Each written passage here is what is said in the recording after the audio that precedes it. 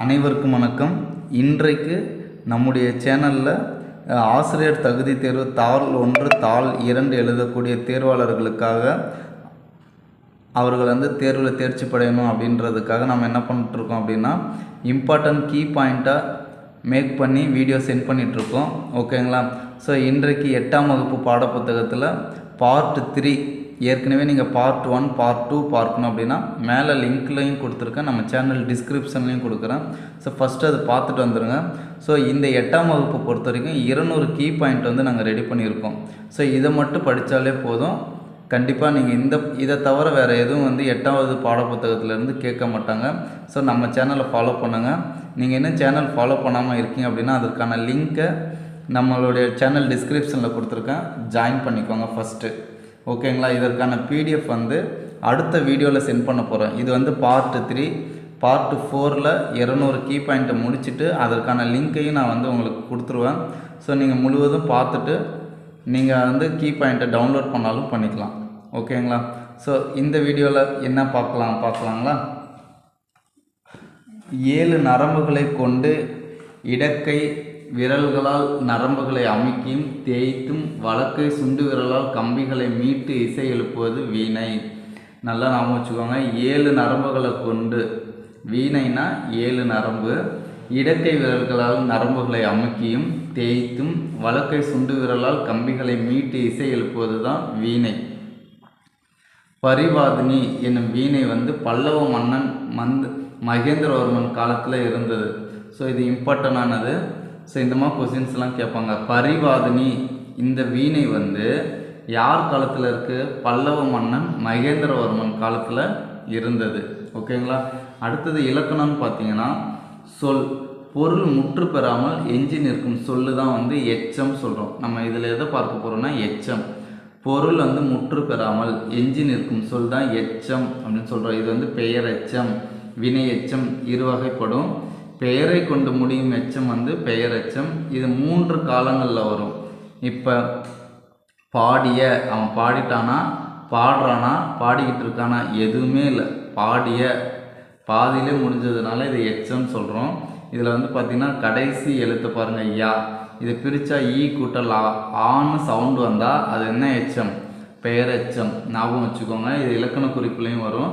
பாடிய பாடல் இறந்த கால பெயரெச்சம், பாடுகின்ற பாடல் நிகழ்கால பெயரெச்சம், பாடும் பாடல் எதிர்கால பெயரெச்சம். ஸோ அப்போ 3 காலங்களிலும் வருது. ஓகேங்களா? பெயரெச்சம். அடுத்து பெயரெச்சம்ன்றது 2 வகைப்படும். அவை தெரிநிலை பெயரெச்சம், குறிப்பு பெயரெச்சம். ஏற்கனவே நம்ம வினைமுற்று பார்த்துருக்கோம். தெரிநிலை வினைமுற்று, குறிப்பு வினைமுற்றுன்னு. ஸோ இதில் தெரிநிலை பெயரெச்சம், குறிப்பு பெயரெச்சம் பார்க்குறோம். செயலையும் காலத்தையும் வெளிப்படையாக காட்டும். ஸோ ஓகேங்களா? எழுதிய கடிதம். அடுத்து குறிப்பு பெயரெச்சத்துக்கு இது பார்த்திங்கன்னா செயல் காலம் வெளிப்படையாக காட்டாது. தெரிநிலைனா செயலும் காலமும் வெளிப்படையாக காட்டும்.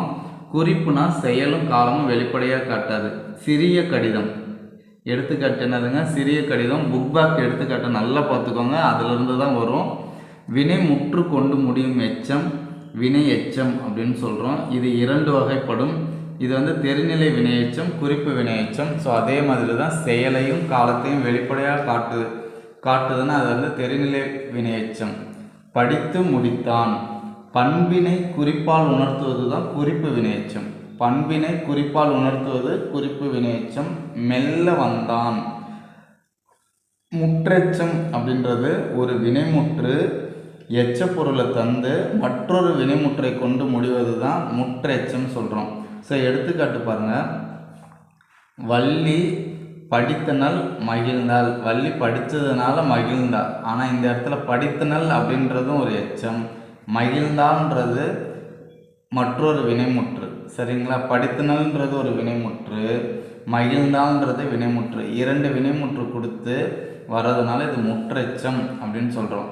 இப்போ பார்த்தீங்கன்னா அடுத்தது செய்தி தொடர், வினா தொடர், விளைவு தொடர், உணர்ச்சி தொடர். ஸோ இதிலேருந்து ஒரு எடுத்துக்காட்டு இல்லை ஏதாவது ஒரு கொஸ்டின் வரும். செய்தினா ஒரு செய்தியை தெளிவாக கூறுறது. கரிகாலன் கல்லணையை கட்டினான். இது ஒரு செய்தி. ஓகேங்களா? நீங்கள் கரெக்டாக சூஸ் பண்ணணும். வினா தொடர் எதுனா ஒன்றை வினவுவதாக அமைவது. ஒரு கொஸ்டின் கேட்குற மாதிரி இருந்தால் அதுதான் வினா தொடர். சிலப்பதிகாரம் இயற்றியவர் யார்? விளைவு தொடர்னா ஏவல், வேண்டுதல், வாழ்த்துதல், வைதல் ஆகிய பொருள்களில் வரும். திரும்பவும் சொல்கிறேன், ஏவல், வேண்டுதல், வாழ்த்துதல், வைதல் ஆகிய பொருள்களில் வரும். எடுத்துக்காட்டு பாருங்கள். இளமையில் கல் ஏவல், உங்கள் திருக்குறள் நூலை தருக வேண்டுதல், உழவு தொழில் வாழ்க வாழ்த்துதல், கல்லாமை ஒழிக வைதல்.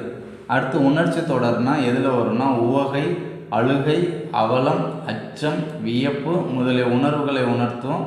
எடுத்துக்காட்டு வந்து பார்த்திங்கன்னா, அடடா என் தங்கை பரிசு பெற்றால் உவகை, ஆ புலி வருகிறது அச்சம், பழந்தமிழ் இலக்கணங்கள் பல அழிந்து விட்டவனவே அவலம், மலையின் உயரந்தம் என்னே வியப்பு. ஓகேங்களா? ஸோ அடுத்தது வந்து பார்த்திங்கன்னா இணைச்சொற்கள் அப்படின்னா 3 வகைப்படும். 3 வகைனா நேரிணை, எதிரிணை, செறிவினைன்னு சொல்லுவோம். நேரிணைனா ஒரே பொருளை தரும் இணை. இப்போ பாருங்கள், சீரும் சிறப்பும், பேரும் புகழும். ஓகேங்களா? ஸோ எதிரிணை அப்படின்னா எதிரெதிர் பொருளை தரும். இது இணை, இந்த இணையை தான் எதிரிணைன்னு சொல்கிறோம். இரவு பகல் ஆப்போசிட், உயர்வு தாழ்வு எதிரெதிரானது. அடுத்து செறிவினைனா பொருளின் செறிவினை குறிப்பது செறியினை, பச்சை பசேல், வெள்ளை வெளேர். ஓகேங்களா? அடுத்து முக்கியமானது அளவடினா ஒரு பாடலில் 4 சீர் இருக்குது அப்படின்னா அதுதான் அளவடின்னு சொல்கிறோம். அதே 3 சீர் இருந்தால் சிந்தடின்னு சொல்கிறோம். நல்லா ஞாபகம் வச்சுக்கோங்க. 4 சீர்கள் இருந்தால் அதுதான் அளவடி, 3 சீர் இருந்தால் சிந்தடி. அடுத்தது தகடூர் யாத்திரையின் ஆசிரியர் பெயர் தெரியாது. இந்நூலுடைய பாடல்கள் வந்து எதுலேருந்து எடுத்திருக்காங்க? புறத்திரட்டுன்ற தொகுப்பு நூல்லேருந்து தான் எடுத்திருக்காங்க. தகடூர் அப்படின்னா தர்மபுரி. நல்லா ஞாபகம் வச்சுக்கோங்க. தகடூர் யாத்திரையுடைய ஆசிரியர் பெயர் தெரியாது. இந்த நூலுடைய பாடல்கள் எதுலேருந்து எடுத்திருக்காங்கன்னா புறத்திரட்டு தொகுப்பில். தகடூர்னா தர்மபுரி. அடுத்து சேரர் பற்றி நமக்கு கொடுத்துருக்காங்க. அவங்க வாழ்ந்த இடம், வாழ்ந்த ஊர், அதனுடைய சிறப்புகள் பற்றி ஒரு பாடமாக இருக்குது. ஸோ அது எந்த அளவுக்கு சுருக்க முடியுமோ சுருக்கி கொடுத்துருக்காங்க. இப்போ சேரர் அவருடைய நாடு வந்து பார்த்திங்கன்னா குடநாடு, தலைநகர் வந்து வஞ்சி. இவருடைய கரூர் அப்படின்னு பார்த்தீங்கன்னா மேற்கு மலைத்தொடர், அரபிக்கடல் கலக்கும் பெரியாற்றங்கரை. கரூர் அப்படின்றது எதுலேருந்து எது வரைக்கும்னா மேற்கு மலைத்தொடரில் தொடங்கி அரபிக்கடல் கலக்கும் பெரியாற்றங்கரை வரைக்குமே இந்த கரூர்ன்றது இருக்குது. ஸோ சேரருடைய கொடி விற்கொடி, பூ வந்து பனம்பூ. ஓகேங்களா? எல்லைகள் அப்படின்னு பார்த்திங்கன்னா நம்மளுடைய சேரருடைய எல்லைகள் கேரளாவில் தொடங்கி சேலம் வரைக்கும், கோவை பகுதி, கேரளா பார்டர்லேருந்து சேலம் கோவை பகுதிகளை தொட்டு வர்றது தான் சேரருடைய பகுதி. அடுத்து சேலம் அப்படின்னு பார்த்தீங்கன்னா கோவை பகுதிகளை வந்து கொங்கு நாடுன்னு சொல்கிறோம். சேலமும் கோவை பகுதிகளும் என்னன்னு சொல்கிறோம்? கொங்கு நாடுன்னு சொல்கிறோம். இப்போ கார்மேக கவிஞர் இயற்றிய நூலில் கொங்கு மண்டல சதகம், இதில் வந்து வடக்குன்றது பெரும்பாலை குறிக்குது, தெற்குன்றது பழனி மலையை குறிக்குது, மேற்குன்றது வெள்ளிமலையை குறிக்குது, கிழக்கு அப்படின்றது மதிர்கரை. இந்த 4 எல்லைகளை கொண்டது. அதாவது கார்மேக கவிஞர் இயற்றிய நூலில் கொங்கு மண்டல சதகம், அதாவது கொங்கு மண்டல சதகம்னா யார் ஆண்ட பகுதி? சேரர் ஆண்ட பகுதி. இதில் அவங்க தெளிவாக கொடுத்துருவாங்க. வடக்குன்றது பெரும்பாலை, தெற்குன்றது பழனிமலை, மேற்குன்றது வெள்ளிமலை, கிழக்குன்றது மதிர்கரை என 4 எல்லைகளை கொண்டதுன்றாங்க. அடுத்து சேர நாடு. இப்போ இருக்கக்கூடிய ஊரில் எந்தெந்த ஊர் வந்து சேர நாட்டு பகுதியை சார்ந்தது அப்படின்னு பார்த்தீங்கன்னா நீலகிரி, கோயம்புத்தூர், திருப்பூர், ஈரோடு, நாமக்கல், திண்டுக்கல், சேலம், கரூர். ஓகேங்களா? சேர நாடுன்றது நீலகிரி, கோயம்புத்தூர், திருப்பூர், ஈரோடு, நாமக்கல், திண்டுக்கல், சேலம், கரூர். அடுத்தது நீலகிரி மாவட்டத்தில் தேயிலை தொழிற்சாலை, துப்பாக்கி வெடிமருந்து தொழிற்சாலை, தைலமர எண்ணெய் தொழிற்சாலை, இதெல்லாமே நீலகிரி மாவட்டத்தில் ஃபேமஸ்ஸு. ஸோ முக்கியமாக திண்டுக்கல் மாவட்டம் வந்து எதற்கு ரொம்ப ஃபேமஸ் அப்படின்னு பார்த்தீங்கன்னா மலர் உற்பத்தியில் முதலிடம் வகிக்கிறது. முக்கியமானது திண்டுக்கல் மாவட்டம் மலர் உற்பத்தியில் முதலிடம் வகிக்கிறது. அதே மாதிரி திண்டுக்கல் வந்து தமிழ்நாட்டின் ஹாலந்து அப்படின்னு அழைக்கிறோம். அப்போ திண்டுக்கல்னால் 2 நாமம் வரணும். மலர் உற்பத்தி. தமிழ்நாட்டின் ஹாலந்து எது? Direct question. தமிழ்நாட்டுடைய ஹாலந்து எது? திண்டுக்கல். ஓகேங்களா? அடுத்தது அரிசி, தோல், பூட்டு தொழிற்சாலை, சின்னாலம்பட்டி சுங்குடி சேலைகள் புகழ் பெற்றது வந்து எது? திண்டுக்கல். ஓகேங்களா? தமிழகத்திலே ஈரோட்டில் தான் மஞ்சள் சந்தை நடைபெறுகிறது. ஸோ அப்போ திண்டுக்கல் அப்படின்னா மலர் உற்பத்தி, தமிழ்நாட்டின் ஹாலந்து, அடுத்து சின்னாலம்பட்டி சுங்குடி சேலை. ஸோ இது எல்லாத்துக்குமே வந்து எது ஃபேமஸ்ஸு? திண்டுக்கல். அடுத்து ஈரோடை பார்த்தீங்கன்னா மஞ்சள் சந்தை அங்கே மட்டும்தான் நடக்குது. தமிழ்நாட்டில் ஈரோட்டில் தான் மஞ்சள் சந்தை நடைபெறுது. அடுத்து திருப்பூர் முதல் ஆயத்த ஆடை பூங்காவான நேதாஜி ஆயத்த ஆடை பூங்கா அமைந்துள்ளது. அதாவது திருப்பூரில் முதல் ஆயத்த ஆடை பூங்காவான நேதாஜி ஆயத்த ஆடை பூங்கா அமைந்துள்ளது.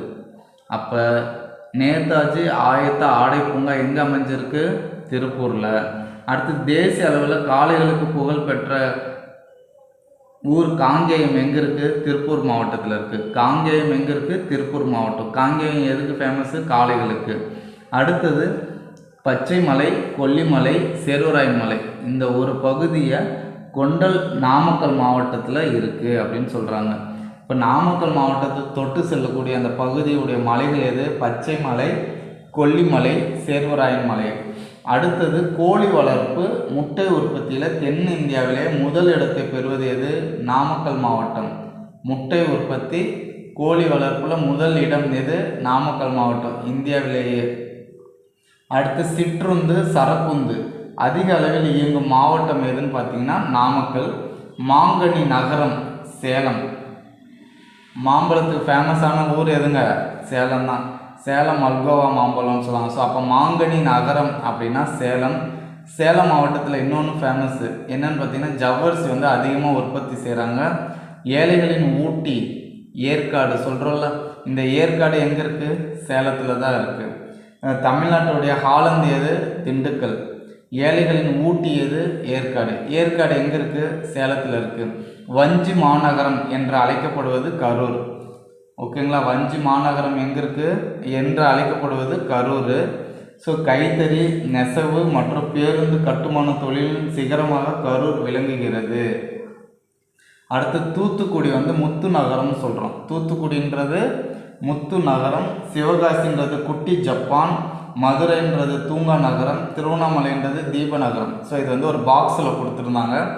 தூத்துக்குடி அப்படின்னா முத்து நகரம், சிவகாசினா குட்டி ஜப்பான், மதுரைனா தூங்கா நகரம், திருவண்ணாமலைனா தீப நகரம். ஸோ இப்போ நீங்கள் நல்ல ஞாபகம் வச்சுக்கக்கூடியது திண்டுக்கல் வந்து தமிழ்நாட்டினுடைய ஹாலந்து. மலர் உற்பத்தியில் முதலிடம் வகிப்பது திண்டுக்கல். ஏழைகளின் ஊட்டி ஏற்காடு. ஓகேங்களா? மஞ்சள் உற்பத்தி எங்கே மட்டும் நடைபெறுது? தமிழ்நாட்டில், ஈரோட்டில். ஓகேங்களா? தூங்கா நகரம்னா மதுரை, முத்து நகரம்னா தூத்துக்குடி, சிவகாசினா குட்டி ஜப்பான், தீப நகரம்னா திருவண்ணாமலை. ஓகேங்களா? அடுத்தது கன்னிவாடி ஸ்ரீரங்கராயன் சிவகுமார். இவர் வந்து கன்னிவாடி ஸ்ரீரங்கராயன் சிவகுமார்ன்றவர் வந்து திருப்பூர் மாவட்டத்தை சேர்ந்தவர். இவர் எங்கே பிறந்திருக்காருன்னா கன்னிவாடியில் பிறந்திருக்காரு. இலக்கிய சிந்தனை விருது வாங்கியிருக்காரு. முக்கியமாக இலக்கிய சிந்தனை விருது வாங்கியவர் யாருன்னா கன்னிவாடி ஸ்ரீரங்கராயன் சிவகுமார். இவர் வந்து எழுதிய நூல்லாம் பார்த்தீங்கன்னா கன்னிவாடி, குணச்சித்திரங்கள், உப்பு கடலை குடிக்கும் பூனை, உப்பு கடலை குடிக்கும் பூனை முதலிய நூல்களை இயற்றியிருக்காரு. பாவுனா தறியில் நீல வாட்டில் செல்லும் இலையை தான் பாவுன்னு சொல்கிறோம். ஓகேங்களா? அடுத்தது எழுவாய். ஒரு வினையை செய்தால் அது தன்வினைன்னு சொல்கிறோம். எழுவாய் வந்து ஒரு வினையை செய்யுதுன்னா அதை வந்து தன்வினைன்னு சொல்கிறோம். ஒரு வினையை எழுவாய் வந்து ஒரு வினையை செய்ய வைக்கிறதுனா அது பிறவினை. இப்போ பாருங்க, செல்வி கடலை கண்டால், செல்வி தான் கடலை பார்க்குறா, அப்போ செல்வின்றது எழுவாய். ஸோ அப்போ செல்வி இது வந்து ஒரு வினையை செய்தால், செல்வி வந்து ஒரு வினையை செய்தால் அது கண்டான்றோம். அதே வினையை வேற ஒருத்தவங்களை செய்ய வைக்கிறாங்க அப்படின்னா அதுதான் பிறவினை. செல்வி கடலை காண்பித்தால், யாருக்கு காமிக்கிறா? வேற ஒருத்தவங்களுக்கு. ஓகேங்களா? ஸோ இந்த வாக்கிய வகைகள்லாம் பார்த்துக்கோங்க. திருந்துனா திருத்து, ஓடுனா ஓட்டு, உருள்னா உருட்டு. ஸோ இது எல்லாமே தன்வினை பிறவினை. செய்வினைனா அதனுடைய சென்டென்ஸ் வாக்கியம் எப்படி இருக்குன்னா எழுவாய் இருக்கும் ஃபஸ்ட்டு, அடுத்து பயனிலை செயல்படு பொருள். இதில் வந்து செய்பவரை முதன்மைப்படுத்தும். அடுத்தது வந்து பார்த்திங்கன்னா இரண்டாவது வேற்றுமை உருவு ஒன்று மறைஞ்சு வரும், இல்லை வெளிப்படையாக வரும். கயல்விழி கதை படித்தல். கயல்விழி கதையை படித்தாள். இப்படி தான் இருக்கும். ஓகேங்களா. அடுத்து செயற்பாட்டு வினை அப்படின்னா செயற்படு பொருளை முதன்மைப்படுத்தும். செய்வினைனா செய்பவரை முதன்மைப்படுத்தும், செயற்பாட்டு வினைனா செயற்படு பொருளை முதன்மைப்படுத்தும். இது வந்து செயற்படு பொருள் எழுவாய் பயனிலை வரிசையில் வரும். இது வந்து எழுவாய் பயனிலை செயற்படு பொருள்னு செய்வினை வரும். ஓகேங்களா. அடுத்தது எழுவாயோடு ஆள் மூன்றாம் வேற்றுமை உறுப்பு சேர்ந்து வரும். பயனிலையோடு படு இல்லைன்னா பட்டது சேர்ந்து வரும். இங்கே பாருங்கள், கதை கயல்விழியால் படிக்கப்பட்டது. இதில் வந்து மூன்றாம் வேற்றுமை உறுப்பு ஆள், பட்டது பயனிலையோடு சேர்ந்து வந்திருக்கா. ஸோ இதுதான் செயற்பாட்டு வினை. பறவைகளுடைய ஒளி மரபு நல்ல ஞாபகம் வச்சுக்கோங்க, கண்டிப்பாக கேட்பாங்க. ஆந்தை அலரும், குயில் கூவும், மயில் அகவும், காகம் கரையும், கோழி கொக்கரிக்கும், கிளி பேசும், சேவல் கூவும், புறா குணுகும், கூகை குளரும். திரும்ப ஒரு தடவை சொல்கிறேன், ஞாபகம் வச்சுக்கோங்க. ஆந்தை அலரும், குயில் கூவும், மயில் அகவும், காகம் கரையும், கோழி கொக்கரிக்கும், கிளி பேசும், சேவல் கூவும், புறா குணுகும், கூகை குளரும். ஸோ இதிலிருந்து ஒரு கொஸ்டின் வந்து 2012 கேட்டிருந்தாங்க. ஸோ ஒரு 3 இது கொடுத்து இதில் சரியானது இணையை தேர்வு செய்க அப்படின்னு கொடுத்துருந்தாங்க. ஓகேங்களா. 3ல் 1 தவறாக கொடுத்து மீதி 2 சரியாக கொடுத்துருப்பாங்க. ஸோ 3மே தெரிஞ்சிருந்தால் தான் நம்மளால் போட முடியும். அடுத்தது தொகை மரபு. தொகை மரபுனா மக்கள் கூட்டம், ஆண்நிறை பசு கூட்டம்னு சொல்கிறது, ஆட்டு மந்தை ஆண்நிறை மக்கள் கூட்டம். வினை மரபு சோறு உண், தண்ணீர் குடிக்கணும், பூ கொய். இது புதுசாக இருக்குது, பூ கொய். ஓகேங்களா. இது ஞாபகம் வச்சுக்கோங்க. முறுக்கு தின், பால் பருகு, அடுத்து இலை பறி, சுவர் எழுப்பணும் கட்டக்கூடாது, கூடை முடை, பானை வனை. இது ஞாபகம் வச்சுக்கோங்க, பானை வனை. முறுக்கு தின், பால் பருகு, இலை பறி, சுவர் எழுப்பு, கூடை முடை, பானை வனை. அடுத்து திரிகூட ராசப்ப கவிராயர் ரொம்ப ஃபேமஸானவர். இவர் எங்கே பிறந்திருக்காருன்னா தென்காசி மாவட்டத்தில். இவருடைய சிறப்பு பெயர் வந்து பார்த்திங்கன்னா திருக்குற்றாலநாதர் கோவில் வித்வான். ஓகேங்களா. இவருடைய சிறப்பு பெயர் திருக்குற்றாலநாதர் கோவில் வித்வான். யார்? திரிகூட ராசப்ப கவிராயர்.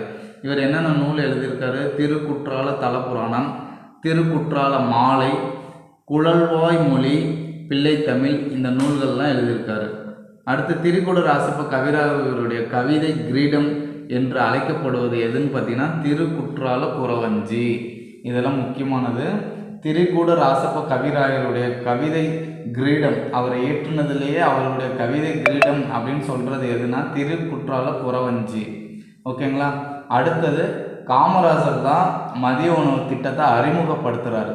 அதில் வந்து காய்கறிகளை சேர்த்து சத்தான உணவு கொடுத்தது யாருன்னா எம்ஜிஆர். ஸோ அவர் தான் பெயர் மாற்றம் பண்ணுறார், சத்துணவு திட்டம்னு. மதிய உணவு திட்டத்தை தொடங்கினது காமராஜர். எம்ஜிஆர் வந்து அது சத்துணவு திட்டமாக மாற்றி அமைக்கிறார். இவர் எப்போ பிறக்கிறார் அப்படின்னு பார்த்தீங்கன்னா 17/1/1917 கோபாலன் சத்யபாமா ஆகியோருக்கு 5வது மகனாக பிறக்கிறார். இதோடு இந்த வீடியோ முடியுது. ஸோ அடுத்து கடைசி வீடியோ, அதில் தான் இதற்கான பிடிஎஃப் கொடுப்பேன். ஸோ 4 வீடியோவும் பாருங்கள், உங்களுக்கு பயனுள்ளதாக அமையும். கண்டிப்பாக தேர்வில் இதிலிருந்து தான் கொஸ்டின் வரும். தேங்க்ஸ் ஃபார் வாட்சிங். Thank you to all the best.